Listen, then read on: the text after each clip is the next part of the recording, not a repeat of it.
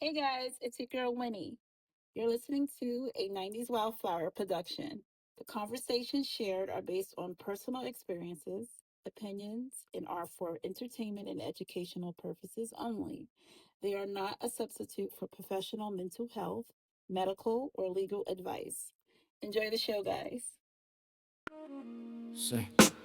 Some days heavy, some days light. Static thoughts in the middle of the night. Healing ain't pretty, growing ain't fast. We're learning how to breathe through the past. 90 wildflower, still blooming even. Hey everybody, welcome back to another episode of your Sweary Therapist, part of the 90s Wildflower Podcast Network. I'm your host, Nadine, and as always, this is a space where we have conversations that many people avoid, but honestly, so many of us need. All right, so today we're talking about something every single person can relate to: communicating with family. Whether your family is incredibly close, beautifully complicated, it's a lot of us, or somewhere in between, communication has the power to heal or honestly to hurt. So we're going to dive into boundaries, generational trauma, difficult conversations, narcissistic behaviors, forgiveness, not always an easy one, some accountability maybe, and what healthy communication can actually look like. And I couldn't ask for two better people to have this conversation with. Joining me today, my fellow wildflowers, Britt and Ash. Thank you both so much for being here. No problem. It's always a good thing to be here. It's Ash. And I think this conversation is going to be a hit. And honestly, I think it's going to hit home for a lot of people because family is one of those things that everyone has, and we all experience different things. And, you know, we love them in our own little way. Absolutely, absolutely. Everything Ash said was right on point. We don't get to choose the family that we're born into, but we do get to choose how we communicate with other people, how we grow, how we protect our peace. So, I got a lot to say, so I'm ready to unpack this, and I know Ash is Let's ready to go, unpack this. Britt. All right, sis.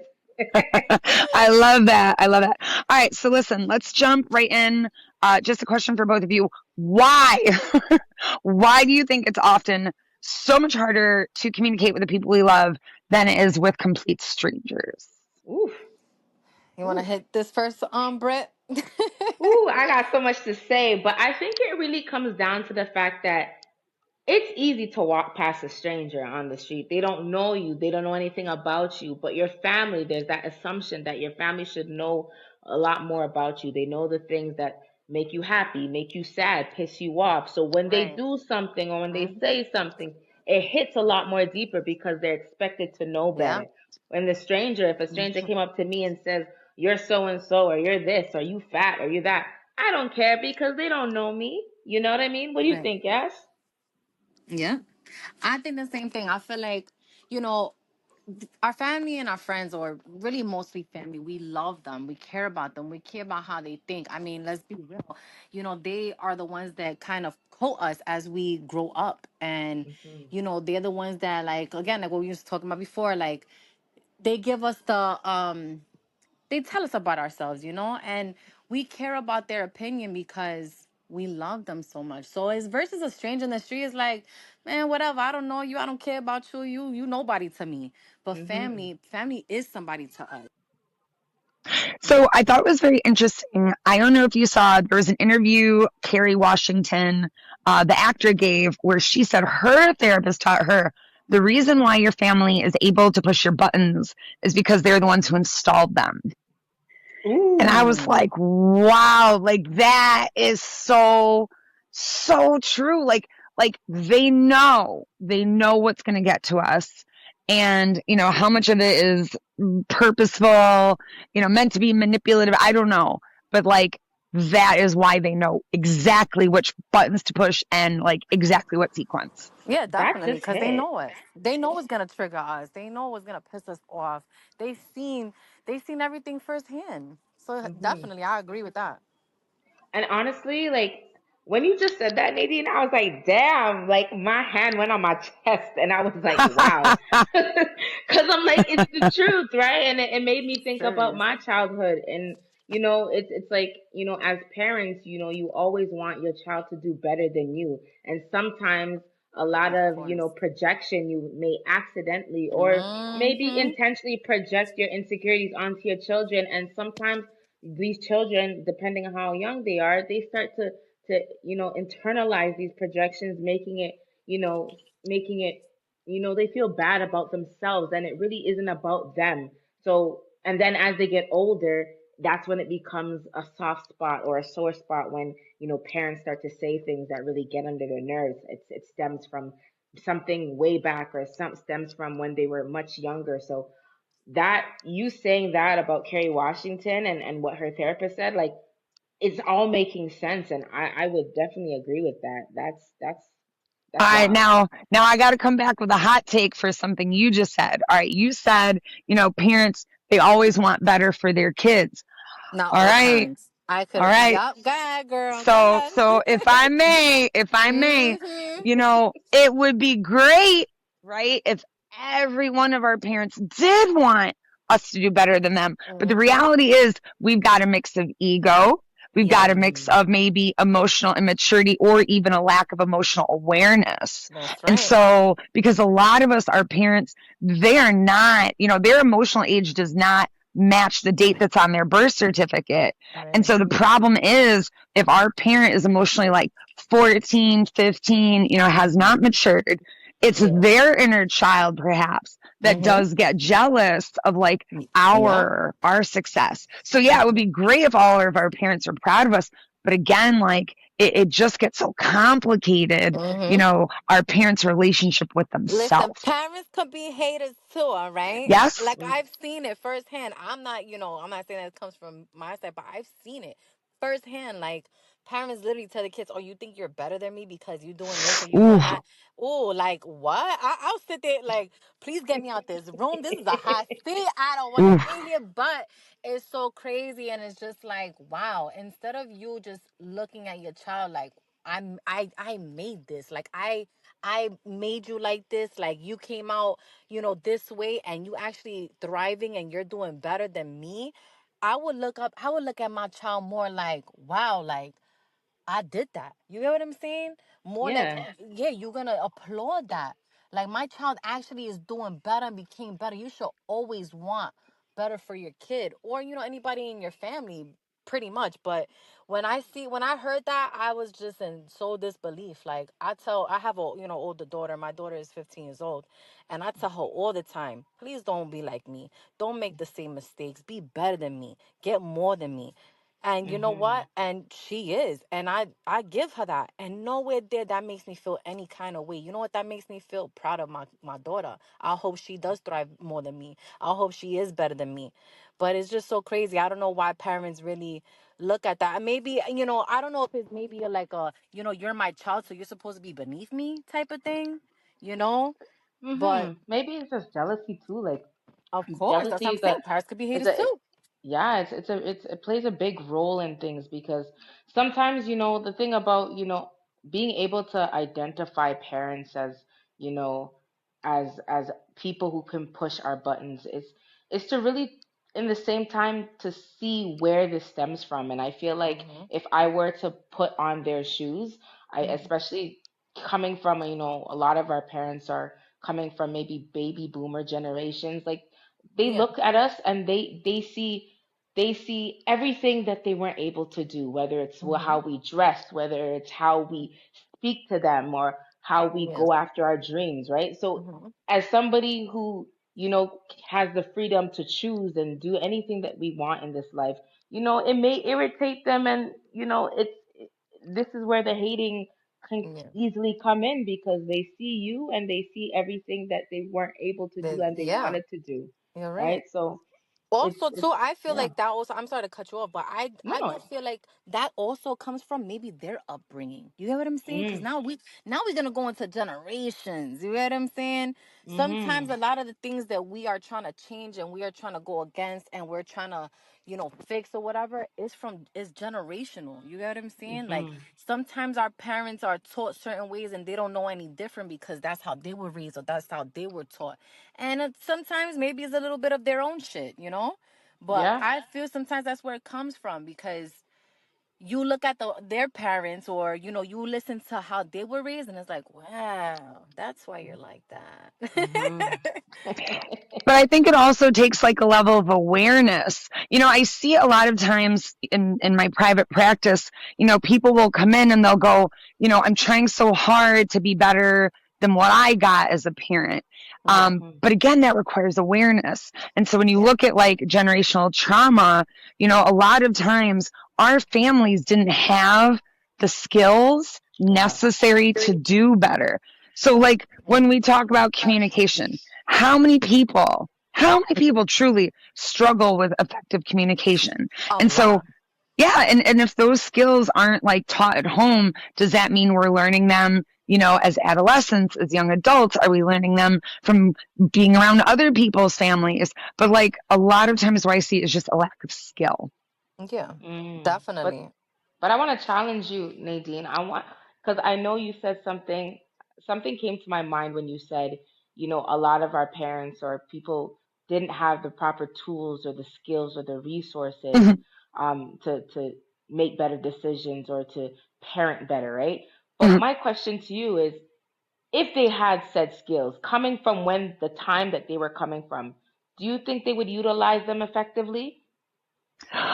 That's a tough one to Mm-hmm. answer. I mean, Mm-hmm. I'm going to again go back to the emotional immaturity.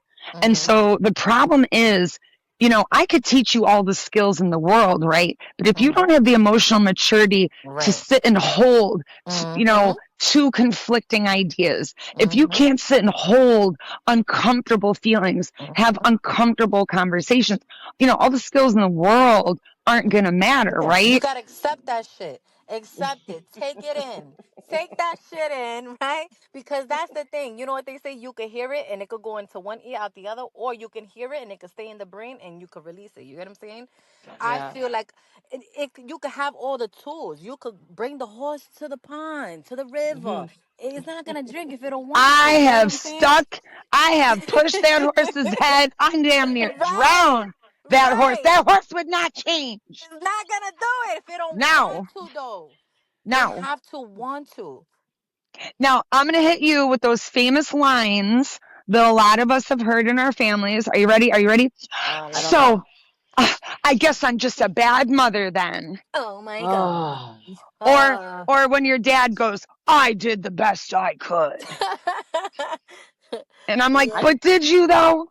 But did you? Uh, when I I hear mean, that, it just feels like to me like when someone's like, I'm just a shitty parent then. Like, I'm just terrible. Yep. I'm like, you're deflecting. Stop deflecting because I didn't say that. And then it gets into yeah, like, quote unquote other like narcissistic tendencies or characteristics because it's just like you're now trying to like deflect the issue at hand. We're focusing on this because I didn't yeah, say that you're a bad parent. You know what I mean? And right, then things. Then it can bring in the idea of gaslighting, and it's just like.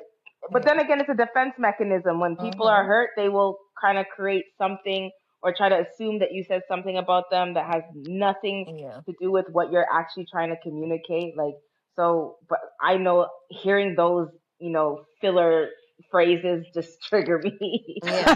Yep, facts. Hell yeah.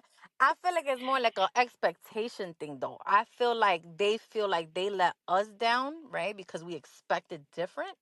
And that's where that line comes from. Cause it's like, Mm, cause it's like shit. We're telling them, yo, whatever, whatever. I expected you to be more like this or do it this way, and they sit there like, damn, I fucked up. Well, you know what? I may be a bad parent. I did the best mm, I can. They didn't meet up to our expectations. Sometimes you have to sit in their seat sometimes and think about how they're probably taking that in and how they're viewing what you're telling them. And sometimes you, like I said, you always got put your foot in the other person's shoes. And if somebody was to tell me that, if my kid was to tell me that, what can I say to that? And mm, what can I think to that? The thing that's gonna pop into my brain is like, damn, I let them down. She or he really wanted me to be like this, and they had expectations for me to do it this way, and I'm sorry I couldn't do it this way because I just my brain works this way and I did it like this, but I'm sorry. Like what more can I do? This is just how I am. I guess I'm bad. I guess I'm a bad parent. I feel like that's where that comes from. That I mean, you think you may have, ideally, what I hope, Nadine. our generation of parents is really working towards is instead of invalidating, the experience that our kid, because I'm telling you right now, there's no way my kid is going to grow up and not have something to say about my Of parenting. course. There's no way, Everybody is. right? Everybody. I feel like no matter what, you could be the perfect parent. You could do everything for your kid. And guess what? It's always gonna be something. Right. But I think the difference, this is what I'm hoping for now, is Mm-hmm. that our generation of parenting, when our Mm-hmm. kid comes to us, young adult, older adult, whatever, Mm-hmm. and they say, hey, it hurt me when you did this, or I wish you would have done this. Mm-hmm. Instead of getting defensive, Mm-hmm. we sit and go, man, I'm so sorry you felt like that. That was never my intention. Because Yeah. there is a difference between Yeah. intent and impact. And the reason why Definitely. so many, children of emotionally immature parents Mm-hmm. struggle is because instead of giving them that, Mm-hmm. you're invalidating the experience. Yeah. Again, that's where we get the I did the best I could, or I guess Right. I'm a bad mother, things like that. So Yeah. if we can at least just validate, no Mm-hmm. one's asking us to agree. Yeah. We can hold two truths at the same time. We can sit and say, well, I did the best I could. And Right. sure, that very much could be true. Mm-hmm. That does not change the fact that our child was impacted by it. Yeah. Honestly, I feel um when it comes to that, an explanation I think will help. And the reason why I Sure. say that, because I've experienced that, in my family. And a lot of the times it was just like this had no, it was like this because it has to be this way and it has to go this way and that's what it is. And when I used to question why, I would never get the explanation. And that always left me a little, fucked up, because it's like I want that explanation. I want to know the logic on why it has to be this way, so I can either agree to disagree, or just fully understand and take in this is why, and it just makes more sense. And i I do that now with my kids. And sometimes they'll be like, mommy, but why this, and why did you say that, or why did you do it this way? And I will sit there and I will give it to them. And I noticed and I realized that it will give them a sense of relief, and also knowing that, okay, it makes sense on why you did that. And Mm-hmm. now they're more happy with that, with, me telling them, and them understanding that. And again, that comes from communication, which Mm-hmm. a lot of people lack. That brings us right back to the lack of skills. So, Right. yeah, if you can't manage tough conversations, if you can't emotionally regulate, all right, how many of our parents, honestly, could sit and regulate their own emotions, meaning, without yelling, without getting defensive, without attacking us like verbally. Like, Me, yep, me, yep, nah, me, Mm-mm. maybe sometimes yep. Mm-mm. it takes a lot of control. And eh, And I love what you said about like emotional just maturity, right? Because yeah, I know like when I would have tough conversations with my mom regarding her past, I know she tends to shut down, but those answers are so like are work required. I needed to know the answers, and Mm-hmm. I know like because she may not be the greatest in emotionally regulating her emotions or have that emotional intelligence. Like our conversations lead nowhere. It's always a fight. So it's just like I can understand how frustrating it can be, when it comes to when we go back to the whole idea of like they weren't given the skills, they weren't given the resources to yeah, even do something like regulate emotions. They don't even know what that is or what that looks like, yeah. right? Most So people don't want to it's get schooled either. They don't even no, feel like not they're at getting all. schooled by their own child. They're gonna be like, "What the No. fuck?" And that's I'm what the it parent. leads Yeah, back. It leads back to that like that hater thing that you were talking about. You right. both were talking about like it's so easy for you to kind of feel some type of way towards your child because here is your child, this new generation who's doing, one may say, the work and is trying to educate you on how to converse and how to emotionally regulate yourself. And then instead of you kind of like saying, let me see what type of truth my child has to this, you kind of take it offensively, you take it as an attack, and then it's just like you shut down and it leads to Mm-hmm. nowhere. It's just a very unhealthy cycle, Yeah, definitely. you Now, when know? that happens, right? Do you distance yourself? Like when you go through situations like that, Hmm. like we say, we love people from far and we got love from them, but they stay over there. Now, when Yeah. you create that distance, Hmm. um, do you feel like that's like a healthy way of doing that?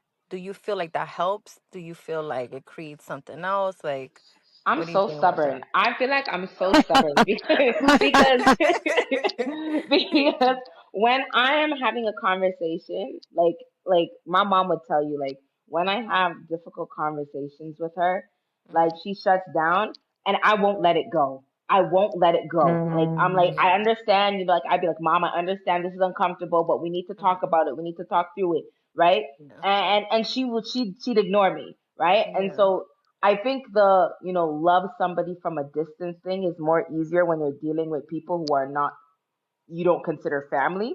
Right. I find it like it's very easy for me to be like, okay, you know what? I could just keep you over there because this is who you are. I could keep you over there. But when we're talking about like your father or your Hmm. mother or your siblings, people Right. who were raised in the same household as you, somebody that who knows you as a child, right?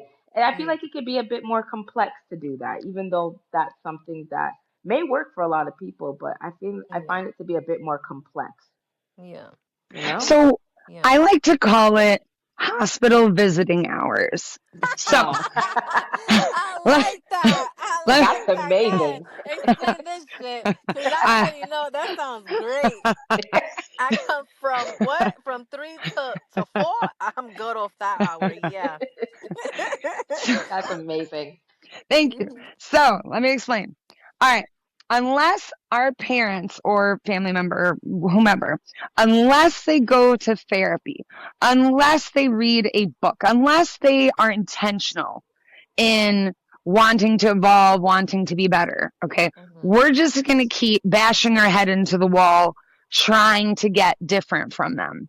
And Mhm. so when you recognize that, no, not everybody is going to be able to meet us where we're at, not everybody is going to develop, again, emotional regulation, coping, communication. And so if that means, yes, you are limiting your time with them, if that is kind of like you're sick in the hospital and you're just visiting them for a few hours. You don't expect to go shopping with them or go for a jog. No, Yeah. you are just there to spend some time, Mhm. enjoy being with them, and then it's time to go.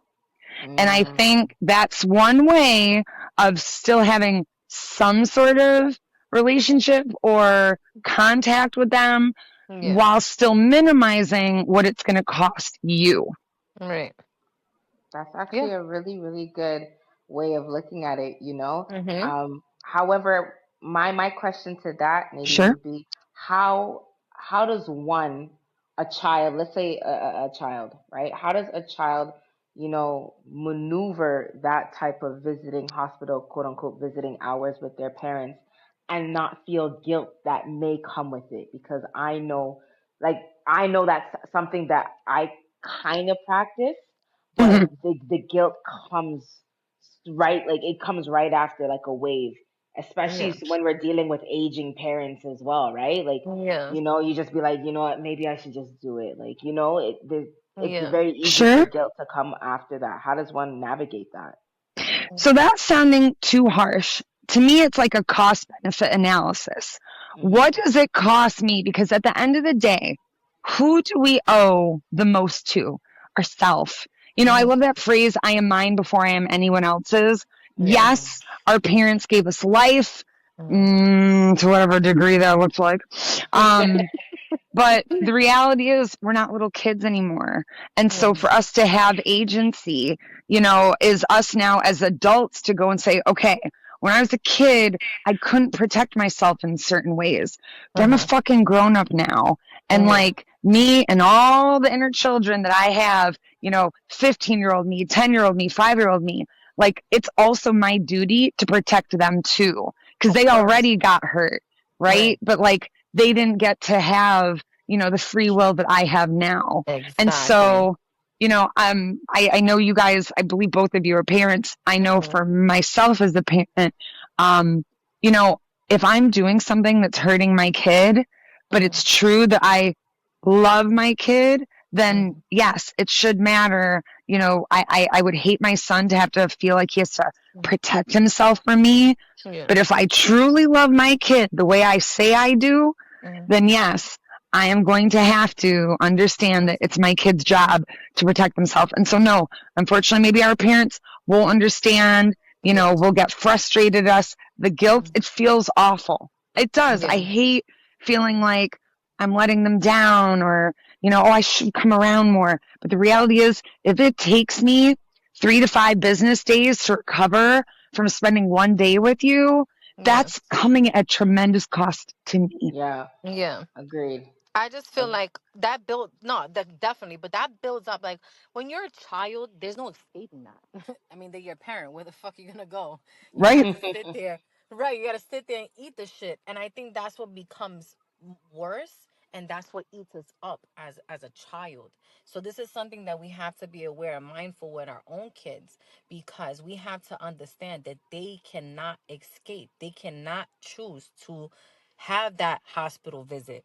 They not mm. hospital hours don't work for them. They there 24/7. You're not going nowhere. You're a crazy patient at this point. That's to me. When you're a child, it becomes like you're in a crazy house. You're a mental patient because it eats you up, and we have Yeah. to be aware of that, because this is where our trauma comes from. When we sit there and we did that with our parents, we couldn't escape that. Now as adults, now we could say, fuck that. I could escape. I could leave. You could tell me all you want. I got my own place, my own house. I do whatever you know what? Forget you. I'll catch you tomorrow. Goodbye. Because we don't got to deal with that shit. And sometimes it feels good because we already dealt with that shit. That Yeah. shit already ate us up.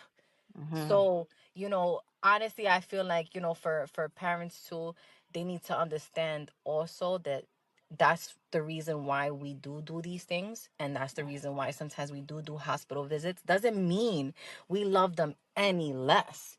It Hmm. just means that we carried that with us, we accepted that with us, but we don't got to deal with that shit. Yeah. We get to pick and choose. Like, you know what? You need a break. Hmm. I need a break too. Let's go. Well, I So want to make sure Nadine, I don't Oh, sorry. I want to make sure I don't misunderstand you. Are you saying about like making our kids, hang around family members that might, be a little bit toxic? Or I want to make sure I'm understanding you. No, I'm saying like us as parents, right? Hmm. When people, that how we felt when we were kids. Because Yes. she was saying how, Britt was saying how, how do you deal with that as a child? You can't really do that. Like, how do you Right. go around that? You can't escape that as a child. So I feel like us as a parent, we need to be mindful, because at that time when we were kids, we couldn't escape our parents. You get what I'm saying? Right. We couldn't do that. So Right. we need to be aware as parents to also know, because now we're parents and they're the kids, that they cannot escape. So we have to be mindful that, yeah, we're shaping them, yeah, and they cannot escape. They can't yeah, tell us, bye, see you later. yeah, So we have to be mindful on that. When it comes to other family members with our kids, no, we pick and choose, who our Yeah. kids to be around. Of course we're gonna regulate that, especially knowing that if that family member is toxic, we don't want our kids to be around that. Fuck that. We have that choice. Our kids don't have that choice with us. They yeah, locked in. Where they mhm, going? They're not yeah, escaping nowhere. Hospital hours doesn't exist to them. yeah. That's what I mean.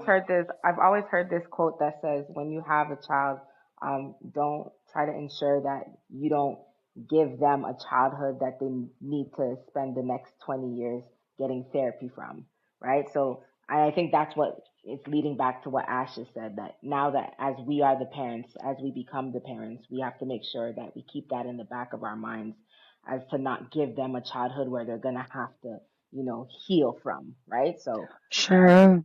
yeah. They're always Sure. gonna Sure. have something though. Let's be honest. They're always gonna not like something. Something's always gonna happen, occur.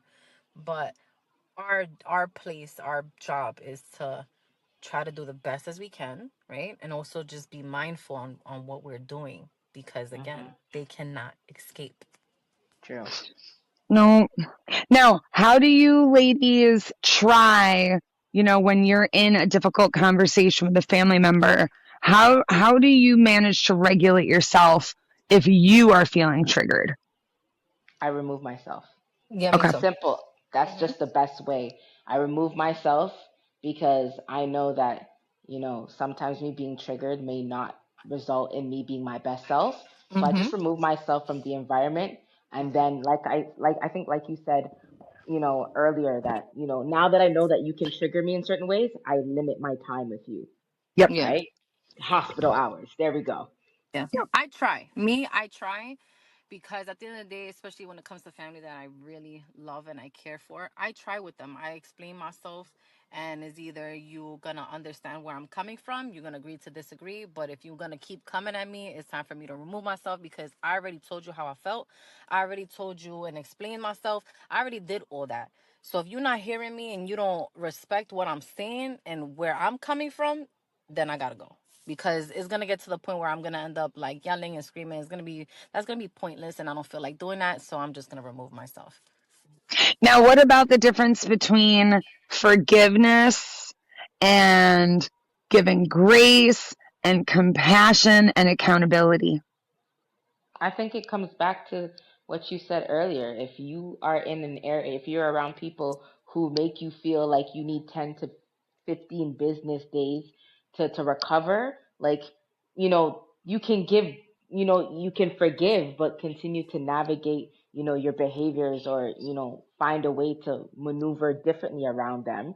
But I think giving grace is allowing them. I feel like you give grace when another person um they're experiencing some type of like characteristic flaw, like just a flaw, like they're being stubborn or they're having a bad day, like, that you can give them grace because this is not who they are on a day-to-day basis. But when Right. you're dealing with Right. someone who's, you know creating an environment for you that's very unsafe and triggering, that's when you're gonna have to, maneuver differently. I think that's what I do personally. Yeah, definitely. I agree. I completely agree with that. I mean, I feel like a lot of family members will pressure you to forgive them. And oftentimes I feel like it's like ahead of how you really feel. And so I guess like I also want people to start to ask themselves like, Yeah. to check in and just go like, am I even ready to forgive this Yeah. Nah. person? Don't rush me. Don't rush me. Don't. Do not fucking rush me to forgive you. Give me my time. Listen. At the end of the day, like, it's called respect. You have to respect a person's feelings. You have to respect on how they're taking it in. Just get boundaries. Boundaries. Respect my space. Respect how I feel. And when I'm ready, I'm gonna come around. If I'm not, then just leave me alone for a second. Just let Sure. me, recuperate. Let me get my shit together. Hmm. Yeah. I just think it's tough. I feel like, again, going back to this idea of guilt, like a lot of people really do struggle with like that feeling of guilt. Of Mm, course. Hell It's absolutely. yeah. tough. Because you don't want to do that. Guilt only comes because you didn't want to do that. You know what I'm saying? And sometimes people push you to do certain shit that you don't want to. Sometimes you have to, sometimes you don't mean to. But at the same time, it's just like, damn, like why you made me do that? And then there's nothing wrong with having guilt. When you have guilt and you have that in your mind, that just means you have a heart. You feel some type of way, and that's where I feel like accountability comes in, and you could just tell the person, hey, I'm sorry, or I didn't mean to do that, or I did it because of this, and then just explain it, like you was pushing me a little too far, or I didn't mean to do that. Sure.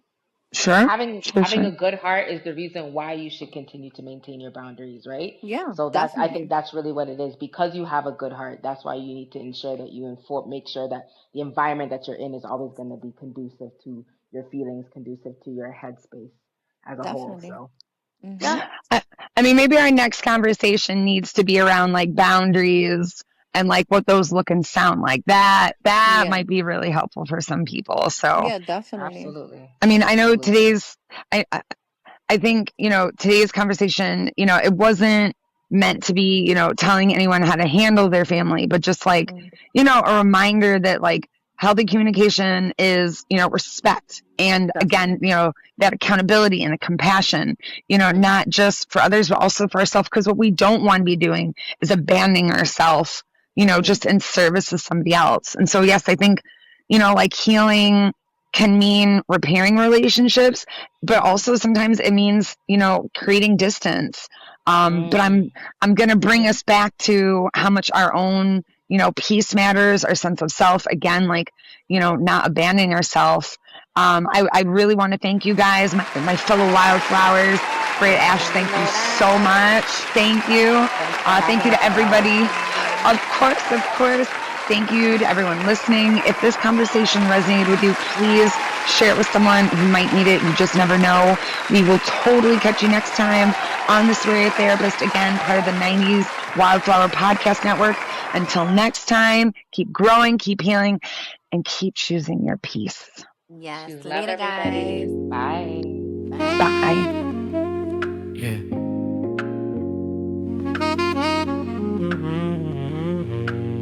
Skirt. 90, 90, 90.